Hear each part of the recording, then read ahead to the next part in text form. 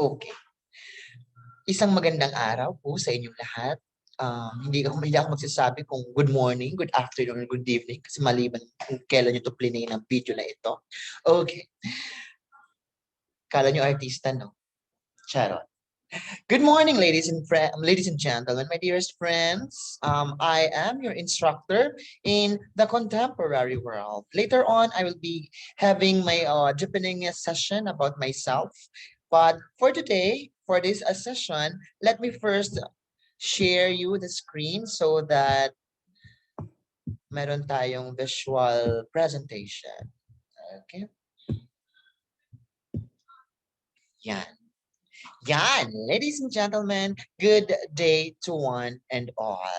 Welcome to my life. Welcome to the contemporary world.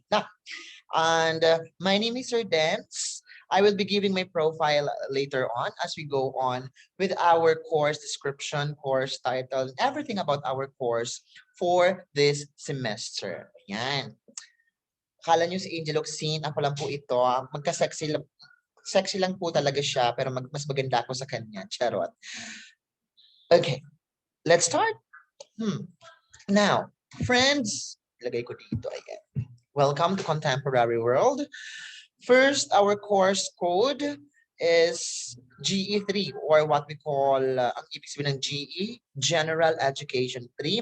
This is one of the subjects given by the Commission on Higher Education na kung saan this subject is very flexible and very adaptive to the changes in our society. It talks about it talks about the changes of our society, the economic, the political aspects that changes our landscapes. Okay. Course title, The Contemporary World.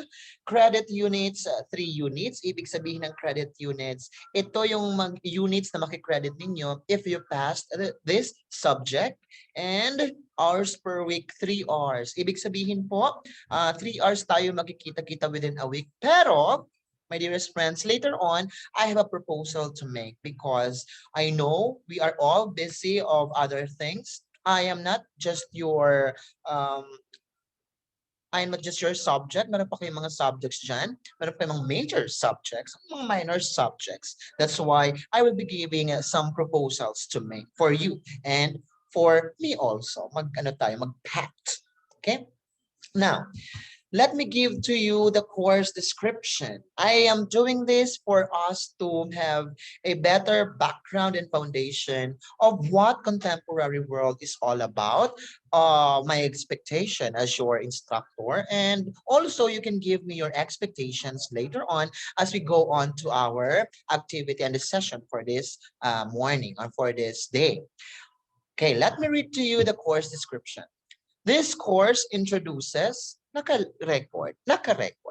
This course introduces students to the contemporary world by examining the multifaceted phenomenon of globalization. Ladies and gentlemen, my dearest friends, we will be talking about globalization. What is really globalization? How does it affect us? Nakikita nyo ba ang globalization? Many things happen because of globalization. What we are doing today is part of globalization, is an impact of globalization. Using the various disciplines of social sciences, it examines the economic, social, political, technological, and other transformations that have created an increasing awareness of interconnectedness of peoples, places around the globe. Ito yung sinasabi ko kapag orientation natin sa the contemporary world in every student or sections that I am into, sinasabi ko na sa kanila na ang contemporary world ay isa sa pinaka mahirap na subjects. Kahit na minor subject lang, isa sa pinaka mahirap. Why? The coverage of the contemporary world is very broad. Masyadong malawak ang coverage niya. Why? Ang coverage niya is all about the social, political, technological, environmental, social, cultural. Ang dami niyang hawak. Bakit? Globalization pertains to the changes na nangyayari sa ating society. At ano yung society na yun? Ano ang meron niya sa society? Ang society na tawag natin yung environment. Ano ang meron sa environment natin? Technology, the politics that we have, the economy that we have, the economic system that we are utilizing or using, the social aspects that we are into. So, napakaraming dapat nating pag-usapan sa the contemporary world. From the word itself, the contemporary world, um, we are going to talk about the present times, the present aspects of our society, the present economic systems, the present social aspects, the political aspects in the present context. From the word itself, contemporary. Ibig sabihin yan, yung napapanahon at present times. Oo, sige. To this end, the course provides an overview of the various debates in global governance or politics, development in terms of social, economic, political, cultural, and sustainability. Beyond exposing the student to the world outside the Philippines, yes, my dearest friends, contemporary world, hindi po contemporary Philippines. Hindi natin pag-uusapan ang society natin sa Philippines, but we will be integrating the society of the Philippines and we will be assessing kung ano nga ba ang estado ng Philippines in the global aspect, in the global context. We are going to compare the economic system of the Philippines into other economic systems, the political systems of the Philippines in other political systems of the world, of other countries. So, parang meron tayong differentiation na mangyayari. Are we good enough? Are we better to other countries? Or what can you say? Kaya mga ganyang paghihinuha. Ano? It seeks to inculcate a sense of global citizenship and global ethical responsibility. Mas malaki ang coverage nito. Bakit global citizenship? Kung dito lang sa Philippines, nationalism lang ito, patriotism lang ito, sariling bansa lang pinag-uusapan natin. Pero not in the contemporary world. Kasi kapag sinilang ka dito sa mundo na ito, meron ka na agad responsibility. Responsibility as a citizen of your nation and as a citizen of this earth, of this world, of earth, of course. This course includes mandatory topics, mandated topics about population, education in the context of population, and demography. Sabi ng chair dito, dapat may mandated. Ano ang ibig sabihin ng mandated? Hindi ito dapat mawala. It's a constant topic. Nandyan dapat yan, hindi yan dapat wala at madiscuss. We will be discussing, or I will be elaborating demography. And what is demography? From the word itself, demos, it means population, and graphy, study of population. Ganyan lang, paunang salita. Yan, that is your course description. Next, the course intended learning outcomes. Anong ibig sabihin ng course intended learning outcomes? These are the competencies, skills, values na dapat malaman, matutunan at ma-develop sa mga estudyante using this subject. And by all means, by your professor. Yes. First, competency. Distinguish different interpretations of and approaches to globalization. So, contemporary world revolves to the idea of globalization. Ngayon, i-click nyo na or i-search nyo na ang ibig sabihin ng globalization para the more na marami kang learnings ay talagang mananalo ka at marami kang mapapanulunan dito sa semester na ito. Later on, titingnan natin kung ano mga dapat yung mapanalunan. Yes, mananalo po kayo sa subject na ito. Later on na lang. Number 2, describe the emergence of global economic, political, social, and cultural system. Sabi ko sa inyo, dapat ang talagang you're in safe hands dahil ako po ay isang social studies teacher. We study social behavior, social context of economic system, economy, the politics, ang dami namin pinag-aaralan. Diyos ko. Kaya yung COVID na yan ako talaga. Ay, nako. So, maghanda lang kayo. Dapat yung mga nalalaman ko ma-impart ko sa inyo and in a form of a fun, entertaining way. Okay? Analyze the various contemporary drivers of globalization. Ano ang mga factors that drives globalization at para ma-impart ito at ma-integrate ito in our daily lives. Next, understand. Understand the issues confronting the nation state. Ayan. Anong pagkakaiba ng nation sa state? O ano naman ang pagkakaiba niya sa um, nation state? Ano naman ibig sabihin ng nation state? What are the issues confronting the nations? Ang dami nating problema. Hindi lang sa Philippines, kundi sa buong mundo. There's the COVID, pag-aralan natin ang COVID, pag-aralan natin yung mga issues na kagaya ng terrorism, the sustainable development, the technology, ang daming issues dyan.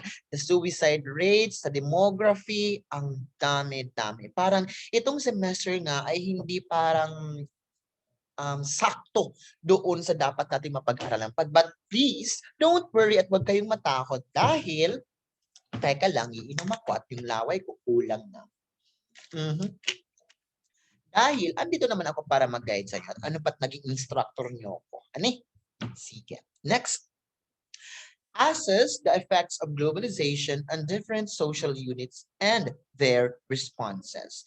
So we're going to assess medyo, when you say assess, it pertains to critical thinking, evaluation, analysis, measurement. So gagamit tayo dito ng mga tools on how to assess globalization and its effects on what aspects? Social, economic, political, environmental, technological. Ang dami. Ang dami. But please, be ready lang parate sa mga activities na ipapagawa ko sa inyo. Dahil caring-care niyan. Oo, wala pa naman namamatay dahil nag-take up ng ganitong subject. Caring-care.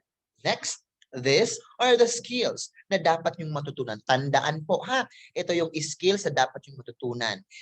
Dito, very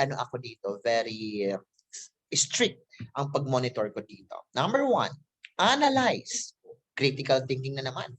Analyze contemporary news events in the context of globalization, analyze global issues in relation to Filipinos and the Philippines. Comparison ng the society of the Philippines and the society of other countries. May ano nga ba ang pagkakaiba ng society ng Amerika at society natin sa Philippines? Okay lang ba? Kung hindi, hanggang saan lang tayo? Hanggang kukulang ba tayo ng American society? So, may mga aspects na tayo dapat tandaan para makita at ma-measure natin kung hanggang saan ang kaya ng Philippines economically, politically, environmentally, technologically. Ayan.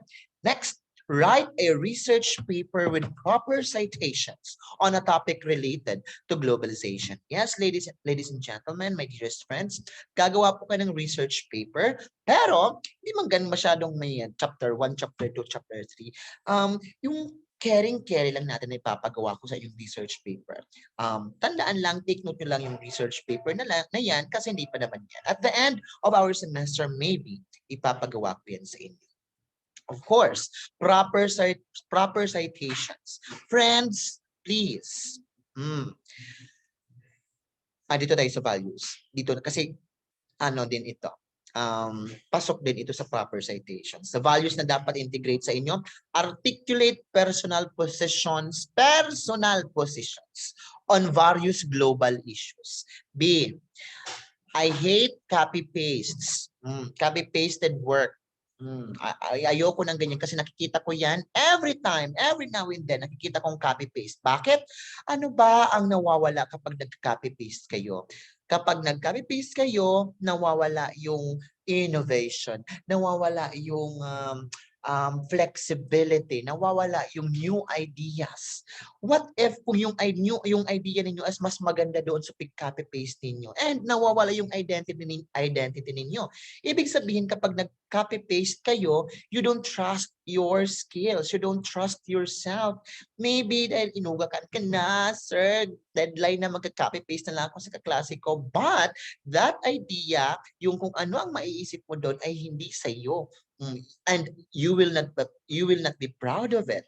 At least kahit meron kang sariling idea, na present mo yon kahit hindi yung bet ng teacher ninyo, ay talagang you will be proud of it na yun, you will stand at your own na eto sariling gawa ko. Filipinos are prone in and very fond of imitating, copying. Mahilig tayong mag-copy, mahilig tayong mag-imitate, mahilig tayong manggaya without integrating our personal views, personal positions, and personal opinions about certain matters. Diyos ko, may mga senador na mga ganyan. Pero Diyos, kapag kasi kayo tumanda at nasanay kayong mag-copy-paste, hindi lahat ng oras sa pagtrabaho ninyo, andyan yung kaibigan ninyo para mag-copy-paste kayo. O kailangan yung pagminsan maging independent. Next, identify the ethical implications of global citizenship. Ano nga ba yung mga dapat nating matutunan para masabi tayong isang sumusunod na isang global citizen dito sa ating a law-abiding global citizen of our nation, of our earth, of our world. Ano yung mga implications na yan? Malalaman natin dyan ang cultural relativism, ethnocentrism. Marami kayong dapat malaman. Kaya, Diyos ko, subscribe na dito sa channel ko. Charot. Para kung solo-solo lang ako mag-ano dito. Okay. Ngayon lang ito. Next. Course outline. Course outline, ito yung mga topics na dapat nating ma-discuss all throughout the semester. Number 1, introduction to the study of globalization. Foundation muna tayo. Structures of globalization. Week 1. Week 2, the global market and market integration. O, paano na yan? Economic muna tayo. The global interstate system. Yung mga different agencies, international agencies na nag-govern para magkaroon tayo ng peace and security. Next, contemporary global governance, political na yan. World of regions, political na yan. Geographical pa yan. Global divides, pwede yung the North and South, pwede yan, it pertains to social, economical, technological, environmental, maraming issues dyan. Yan. Asian regionalism, world of ideas, global media cultures. Yan, ano yan? Global media, technology na yan. The globalization of religion, may religion pa tayo. Global population and mobility. Yan, ano na yan? Parte na yan ng demography. The global city. Ano yung mga tinatawag nating global city? Tokyo, Bangkok, Manila, ganyan. Mandated topic. And that mandated topic is the global demography and global migration. Ano nga mag-ibig sabihin ng migration?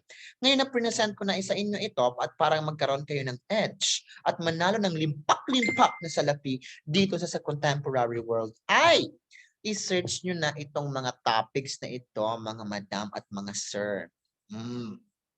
Para tingnan natin kung sino sa inyo ang magiging top 1. Pag top 1 kasi, nako, perfect na yan. Towards a sustainable world. Tandaan natin yung Millennium Development Goals natin, yung MDGs natin, Sustainable Development Goals, SDGs natin, dyan sa sustainable world. sustainable development, and global food security. Yung theory ni Karl Marx na, Diyos ko, the higher the population, the more yung global food security ang mako-contest natin, ang parang mawawalan tayo ng global food security. Kapag nawalan tayo kapag marami ng population, ano nang mangyayari? Siyempre, dadami ang demand ng mga tao. Kapag marami ang demand, syempre yung mga suppliers ay talagang magbibigay ng supply doon sa mga nagdi-demand. At kapag naubos yung resources, cannibalism na lang ba tayo? Next, dear friends, this will be our grading system. Paano ko kayo i-grade? Criteria for judge. Class standing. Tatayo lang kayo, class. Charot. Quizzes, recitation, assignments, chapter and unit tests, attendance, and projects. That constitute to 50% sa mga non-lab. Kasi GE tayo, general education tayo, perfect. Wala tayong laboratory, 50% of that is the class standing. Also, the major exams, the research na pinapapagawa ko sa inyo, wala naman tayong laboratory experiments, the group or individual work na ipapagawa ko rin sa inyo. A total of 1,000%. 100. Next, ganito po ako mag-compute ng grades. This is true to all general education courses or subjects. Para makuha ko ang prelim grade ninyo, dito ako kukuha dito sa criteria natin sa class standing and major exam. Prelim grade. Para naman sa final midterm, pagkatapos ng prelim, midterm. Para makakuha naman ako ng midterm grade ninyo, final midterm grade, FMG, is equals to prelim grade plus tentative midterm grade over 2. Bakit over 2? Prelim grade and the final, the tentative midterm grade. Dalawa yan. Divided by ito. Yan ang magiging final midterm grade. Ngayon, para naman sa final grade ninyo na 1.1, 1.2, 1.3, nako. Hindi naman po ako madamot magbigay ng flat 1. In fact, sa contemporary world, marami na nakapag-flat 1 sa akin because I used to teach this as subject for at least, kamo dyan, 3 years. 2 years. Kasi 2 semester pala yan. 2 years. And ako ang gumawa mismo ng syllabus ng The Contemporary World. And I'm proud of it. Ako kasi ang unang nagturo ng The Contemporary World. Kaya alam ko ang pasikot-sikot dito. Next. Ano pa? Para sa final grade ninyo, final midterm grade times 2 plus the total tentative final grade over 3. Ano naman yung over 3? Yung 3 doon. The prelim grade, the final midterm grade, and your tentative final grade. Kaya divided by 3. Tingnan natin dyan. Lahat mapasado. Ayan, my dearest friends. Today, instructor's profile. Kasi hindi tayo putyo-putyo dito. Tandaan nyo in everything that you do, dapat parating bongga, dapat parating hindi putyo-putyo, dapat you will give your heart in every activities na ipapagawa ko sa inyo. Bakit? Kasi kapag hindi nyo ginawa ang best ninyo, meron kayong regrets niyan. Meron kayong, sana ginawa ko ito kasi para mas maganda yung grade ko. Parang kapag ginawa ko ito ay talagang bubongga ako. Wala kayong regrets kapag may grading system na. At kapag nadala nyo yan, hanggang naging professional na kayo, mga engineering kayo, mga entrepreneurial management man kayo, ay talagang every activity na gagawin nyo sa buhay ninyo, parating maganda ang kalalabasan. At kapag maganda ang kalalabasan, wala kayong regrets. Kasi kapag, nako talaga, hindi nyo ginawa ang best ninyo, nako, sana ginawa ko pala ng ganito, sana, regrets na yan. Ganun lang ang ating, natin, dapat tandaan. Hindi lang sa contemporary world, kundi sa lahat ng subjects.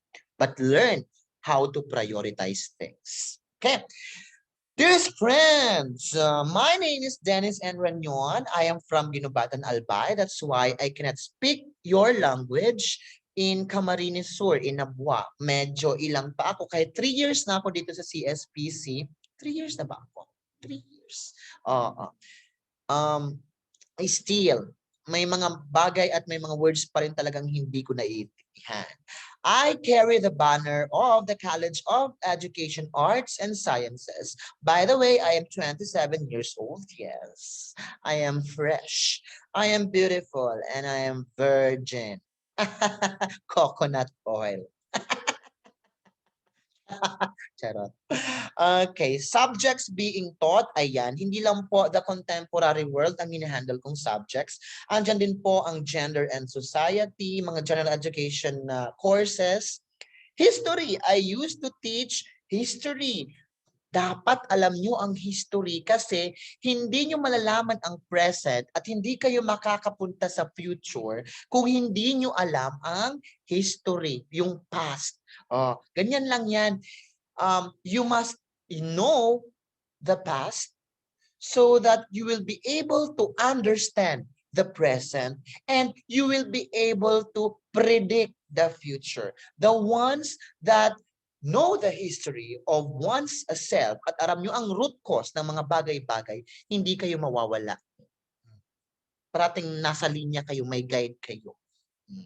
Alam nyo kung saan kayo pupunta at alam nyo ang mission, vision, goals, and objectives ninyo sa buhay ninyo. Next, I graduated from at Bicol University College of Education, and I also graduated my master's degree in the same school, Bicol University Graduate School, with a degree of Master of Arts in Social Studies. Kala nyo pucho-pucho tayo, no. Next, hobbies. Booking. Mahilig po tayong mag-booking sa mga travels. Mahilig tayong mag-travel. Kasi kapag mas marami daw na natutunan ng tao kapag nagta-travel ka at new environment, new society.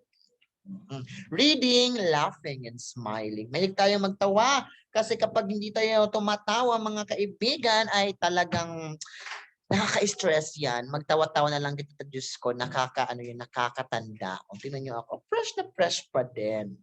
Motto, work in silence and let your accomplishments be the noise.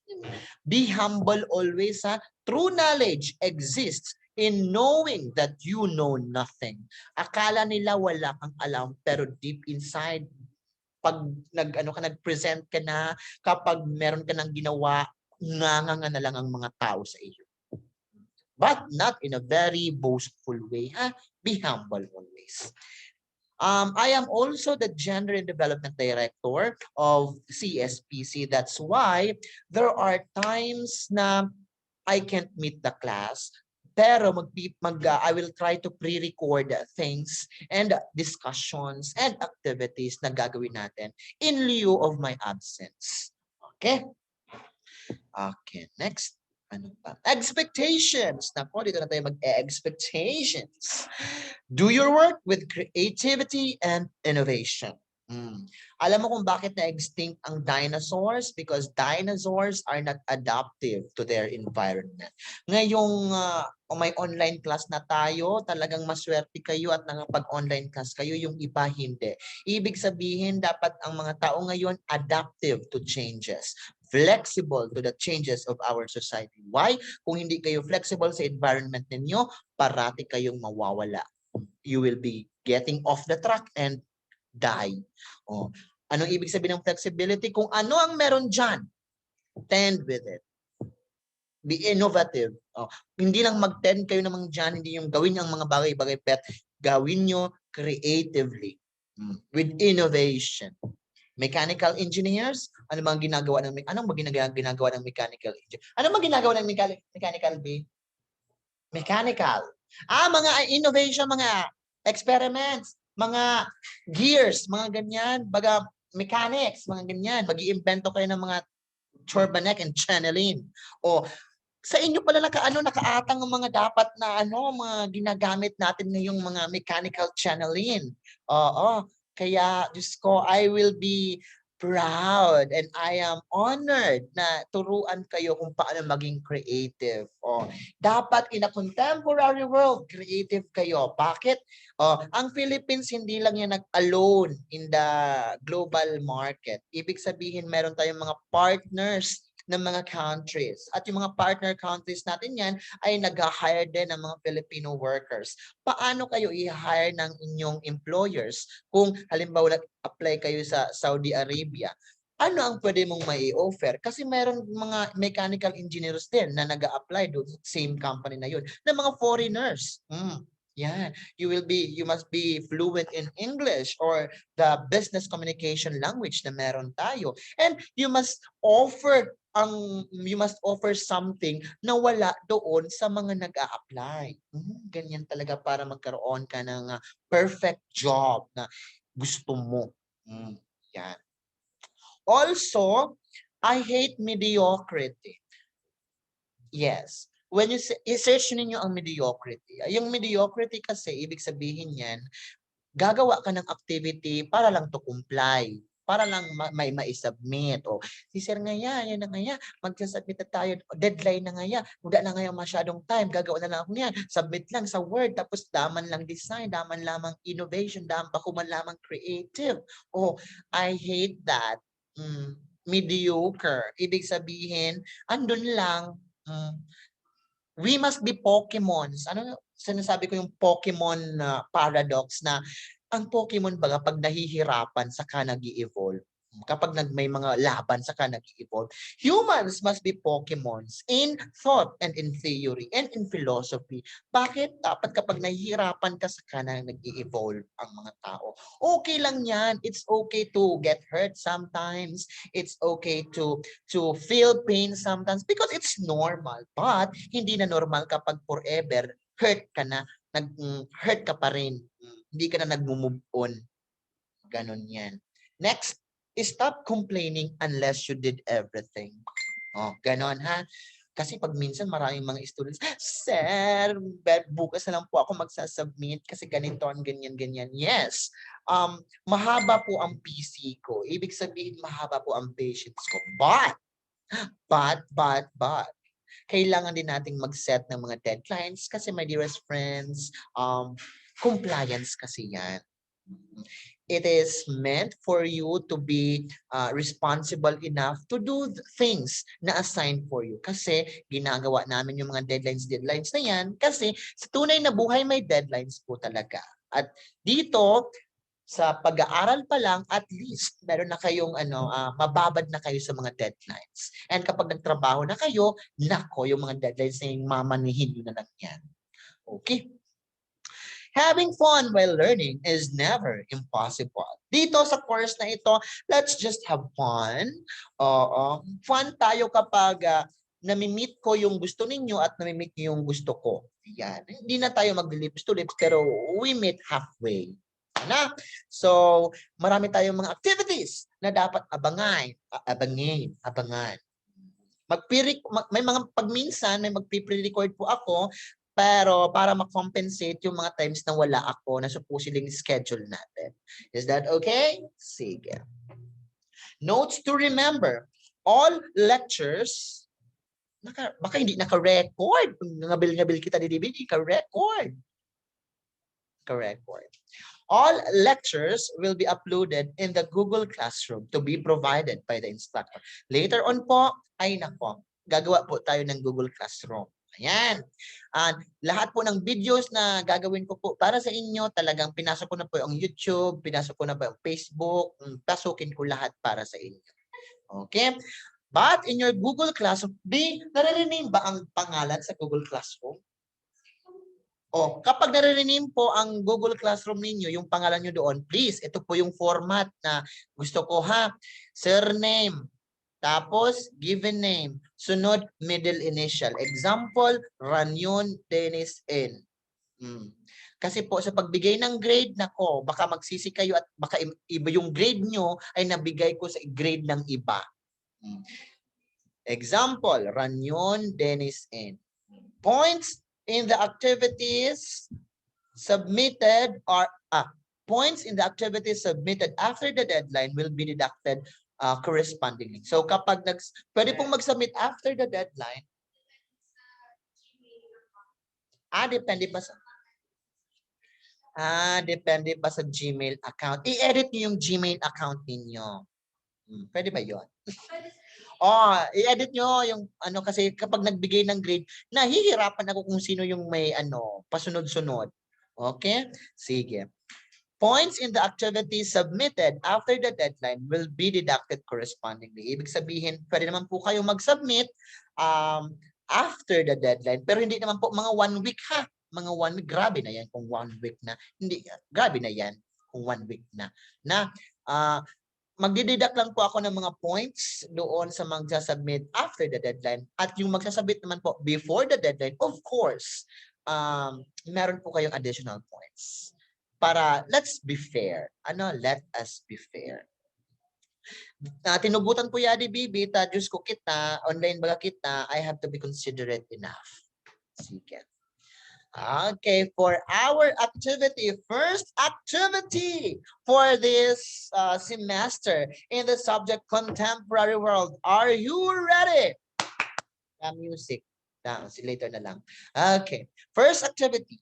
Gagawa kayo ng online introduction just like this. Pero hindi masyadong matagal. Diyos ko. Ito naman kasi ay introduction ko sa subject natin. What? Online introduction. Where? To be uploaded in the Google Classroom na gagawin ko. When? As scheduled in the Google Classroom kasi ako na bahala mag-schedule. Huwag kayong mag-alala. Next, how? Upload a video in the Google Classroom. It must show your self-introduction and must not exceed, hindi lalampas ng 1 minute or 60 seconds. Use any language that you're comfortable with. Sa introduction ninyo, mga kaibigan, ay pwede kayong mag-Bicol, pwede kayong mag-Rinconada, wala pong problema dyan. Pero yung self-introduction ninyo, hindi po lalagpas ng 1 minute. 1 minute, 60 seconds. Okay? Next, please follow the template. This template, alisin yung tab. This template for your self-introduction. So sabihin nyo, my name is Dennis Ranyon, 27 years of age. I am from Ginobatan, Albay. Motto, dapat ang bading huling malasing para makabuking. Charot. Ganyan. Expectations in the subject and instructor. I expect that this subject will be entertaining, fun, hindi masyadong pressure. Si sir naman po ay dapat may salitang maganda doon sa expectations of the instructor. Kapag walang maganda, nako, 90 lang yan. Okay? Sige. Ayan naman po yung activity natin. Nakabalanda naman po dyan. Okay? Gagawa na akong Google Classroom at para doon na po kayo mag-upload. Ready? Sige. Ladies and gentlemen, that's it for our introduction of our subject course. Thank you very much and welcome to the contemporary world. Bye-bye. Kimi na tore ko. Bye-bye. Paano na to be? Paano na to be? I-establish. Kimi, dapat may tayo, may side music. Nawala na. Bye-bye!